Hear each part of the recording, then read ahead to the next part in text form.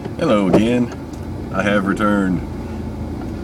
Got a new camera mount for my windshield so I can do some new videos. And let's see, don't know what I'm going to talk about today. I just came on to say hi, I'm still around. And I guess since I'm driving my Explorer today, I guess I'll talk about Explorers. The Lincoln's under a little bit of under the weather right now. The rear airbags are sort of leaking, so I'm having to drive the Exploder for the time being. And I don't mind it. I love this thing. It's a 94 Explorer XLT 4-wheel drive, 4-door. And it's got 160,000 miles on it. Still running like a top, purring like a kitten, running great. Just recently put a new fuel pump in it. And you can't complain too much. I mean, the car, it's a 94 and fuel pump just went out, so you know, can't complain there. But as far as the new Ford Explorer, the 2011 and up Explorer that Ford has recently introduced, I'm not particularly fond of it myself. Reason being, because the Explorer is now a CUV. It's not an SUV anymore, it's a crossover. They have put the new Explorer on the Taurus platform. And because it's based on a car, it is a CUV. It is a crossover. Ford likes to call it an SUV, but it's not. If you go on the Ford website and look under SUVs, I think you will see the Explorer and the Expedition. Now, the Expedition is an SUV.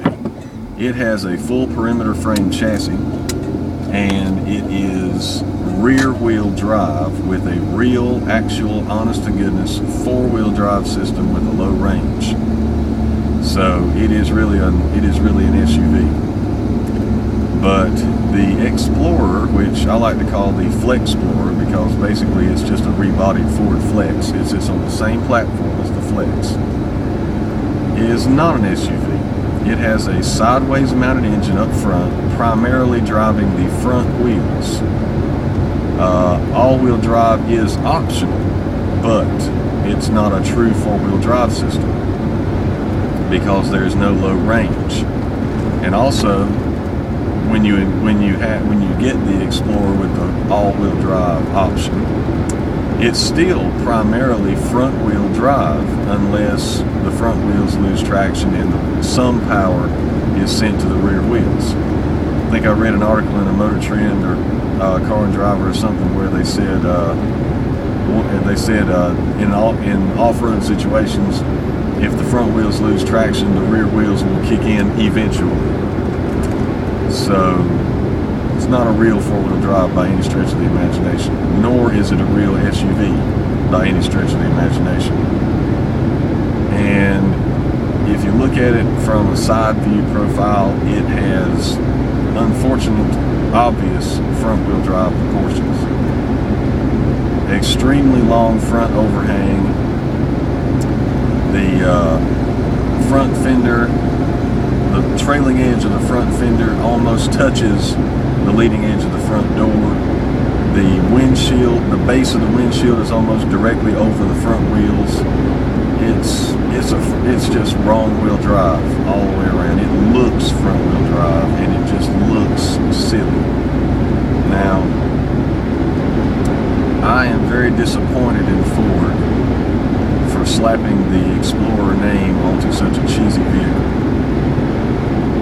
And it's got plentiful amenities. I mean, it's got the My Touch and all My Ford Touch and all that. And the interior is extremely nice on the Flexplorer.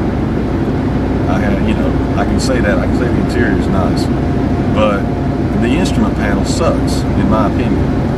Because on my Explorer, I'm sitting here looking at my gauge panel, and I have a volt gauge, I have an oil pressure gauge, I have a temperature gauge, I have a fuel gauge, I have a speedometer, and I have a tachometer. I can monitor all my vital engine functions with one quick glance at my dashboard.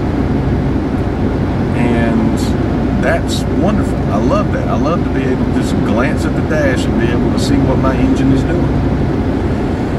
On the new Explorer, I haven't really actually studied it closely, but from the pictures and videos I've seen, you've got a speedometer in the middle and a little digital gas gauge next to it, and that's about it.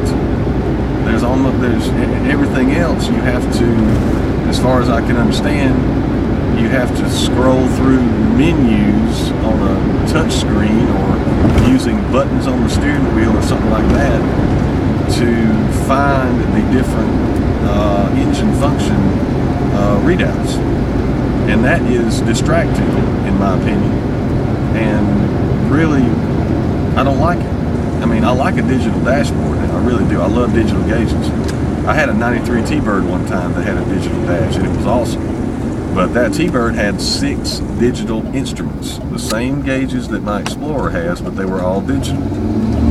So it was another situation where even though the dash was digital, with a quick glance down at the dashboard, I could see what the engine was doing. And I like that. I like that a lot. But that's just me. Other people probably don't care. I mean, because the new Explorer basically is marketed towards soccer moms. It's not marketed towards real men who like big, hefty, four-wheel drive, capable SUVs. And if you look at the videos on YouTube and everywhere else of the Ford Motor Company engineers and designers talking about the Explorer, the new Explorer, they're all women. There's not a man in the bunch. The new Explorer was designed and engineered by women for women, which is why they didn't really give a crap if it was a real SUV or not. They just said, hey, it looks like an SUV, so that'll work. And again, that's my opinion, and think what you like. But take the Grand Cherokee and Dodge Durango, for example. Videos from Chrysler are all men, males, guys, masculine. And they're talking about how awesome the Grand Cherokee and the Durango are. And yes, they are awesome. They are rear-wheel drive. They have V8 engines. They have real four-wheel drive systems with low range. They can do anything and go anywhere, unlike the Explorer, who actually, they believe that, get this, the Explorer, the new one, actually got stuck in a pile of sand in a display at a car show recently. There's a video of that on YouTube. It's funny as hell, because this thing is supposed to be off-road capable, and it gets stuck in a pile of sand in a building, in an enclosed building where it's supposed to be displaying its off-road prowess. Really? Come on. But anyway, like I said, I prefer a real SUV that is rear-wheel drive, that has a longitudinal mounted engine, driving the rear wheels primarily, and sending power to the front only when you tell it to. So that's just my opinion on the subject, and that's all the time I have for the time being. So thank you for listening, and live long and prosper.